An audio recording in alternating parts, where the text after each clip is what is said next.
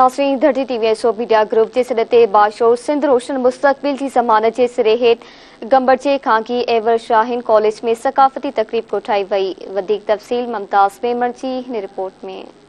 धरती टीवी ऐं सोब मीडिया ग्रुप के सदते बाशऊर सिंध रोशन मुस्तकबिल की ज़मानत के सिरे हेठ गंबड़जे खांगी एवर शाहीन कॉलेज में सकाफ़ती ईद मल्हाई वई, जंहिंमें शागिर्दनि ऐं शागिर्दियाणियुनि क़ौमी गीतनि ते टेबलोस पेश करे खूब दाद हासिल कई।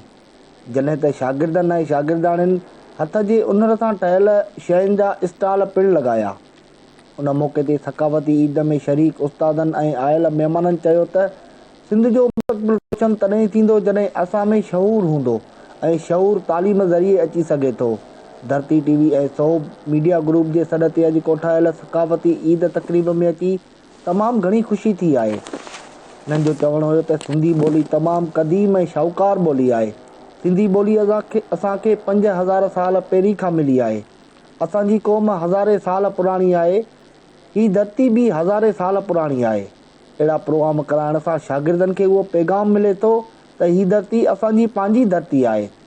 हिननि जो चवणु हुयो त 3 डिसंबर ते असां सकाफ़ती ॾियारो धरती टीवी ऐं सोब मीडिया ग्रुप सां गॾु मल्हाईंदासीं। संदनि चवणु हुयो त जसु आहे धरती टीवी ऐं सोब मीडिया ग्रुप खे, जिन अहिड़ा ॾींहं मल्हाइण लाइ असांखे हर साल प्लेटफॉर्म ॾियनि था, जीअं त असां हर साल क़दीम सकावत खे भेटा पेश करे फ़ख्रु महसूसु कयूं था। कैमरा टीम सां गॾु मुमताज़ मेमण, धरती टीवी न्यूज़, गंबड़।